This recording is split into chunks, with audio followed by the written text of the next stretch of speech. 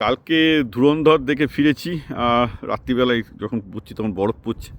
ধুরন্ধর আমার খুব ভালো লেগেছে। অক্ষয় এবং সঞ্জয় মানে রণবীর এদের প্রত্যেকের অভিনয় তো আছেই, কিন্তু মানে লেখাটাও দুর্দান্ত, লেখাটাও খুব দুর্দান্ত, স্টোরি লাইন খুব ভালো লেগেছে। তো ধুরন্ধর নিয়ে প্রচুর আলোচনা হচ্ছে যে ধুরন্ধর বিজেপি বিজেপিকে সাপোর্ট করার জন্য বা বিজেপির মানে দেখানো হয়েছে যে যে কংগ্রেস গভর্নমেন্ট ভারতের নিরাপত্তার ব্যাপারে কত অপদার্থ ছিল, সেখানে বিজেপি গভর্নমেন্ট ভারতের নিরাপত্তা নিয়ে অনেক ভালো কাজ করছে। তো এখন প্রশ্ন হচ্ছে যে দেখুন, পৃথিবীর হলিউড থেকে যত সিনেমা তৈরি হয় এটাও তো আমেরিকান গভর্নমেন্টের প্রপাগ্যান্ডাই করে। তো বিজেপি এখন ক্ষমতায় আছে, তারা তাদের যদি প্রপাগ্যান্ডা করে থাকে তো তো এটা তো করবে, এটা তো পৃথিবীর সব দেশেই হয়, উচিত আমি বলবো। একটা সিনেমা একটা মিডিয়াম, সেটা করতেই পারে তারা। তো ঘটনাটা হচ্ছে এই যে আপনার তাহলে একটা পাল্টা কাউন্টার মুভি করে বানান, ক্ষতি কী আছে? যারা বিরোধিতা না করে একটা পাল্টা কাউন্টার করে দেখুন জনগণ খায় কি না। ধুরন্ধর বাজারে অত্যন্ত ভালো চলছে, জনগণ খাচ্ছে, চলছে। এখানে ধুরন্ধরে যেটা দেখানো হয়েছে, দেখুন ধুরন্ধরের পুরো গল্পটা তো ইন্ডিয়ার গল্প না, পাকিস্তানের গল্প। পুরো পাকিস্তানের, এই প্রথম একটা হিন্দি সিনেমা দেখলাম যেটা 100% প্রায় অলমোস্ট 95% পাকিস্তানের উপর শর্ট করা, এবং পাকিস্তানের লোকজন মজা নিয়ে দেখছে। ধুরন্ধরের যদি মেন থিম যদি আপনি বলেন, সেটা কিন্তু আমার কাছে কিন্তু বিজেপি ভার্সেস কংগ্রেস না।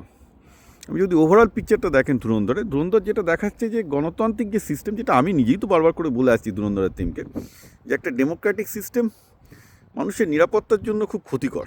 কারণ এখানে দেখা যাচ্ছে যে ডেমোক্রেটিক্যালি ইলেক্টেড যেসব লিডার, তাদের সাথে সমস্ত মাফিয়া, গুন্ডা, বদমাইশ, স্মাগলার, সে পাকিস্তান হোক ভারত হোক, এদের টাকায় গণতন্ত্র চলে। আপনি যদি এখানে আমার এই আমেরিকার সাউথে আসুন, ভেনেজুয়েলা বলুন, কলম্বিয়া বলুন, এ তো পুরো ড্রাগরা পুরো সরকার চালায়, ড্রাগ মাফিয়ারা সরকার চালায়, রাইট? তো ভারতে যেটা দেখানো হয়েছিল যে যে পাকিস্তান কী করে জাল নোট করলো, কারণ ভারত সরকারের কোনো মন্ত্রী এই কাজে হেল্প করেছে পাকিস্তানকে সেই প্রিন্টিং ইয়েটা, ব্লকটা পেতে আর কি। এগুলো তো ঘটনা। আর সবচেয়ে বড় কথা যে আপনি যে বলছেন যে ধুরন্ধর একটা কাল্পনিক গল্প, ঠিক আছে, ধুরন্ধর কাল্পনিক গল্প, কিন্তু মুম্বাই অ্যাটাকটা তো কাল্পনিক নয়। মুম্বাই অ্যাটাকটা তো হয়েছে, এটা তো তার মানে তো মুম্বাই অ্যাটাকের পেছনে ধুরন্ধরের মতো প্ল্যানিং না হলেও কোনো না কোনো একটা জায়গা থেকে তো পাকিস্তান প্ল্যানিংটা করেছে, যেভাবেই করুক না কেন। সেটা তো ভয়ঙ্কর ছিল, রাইট?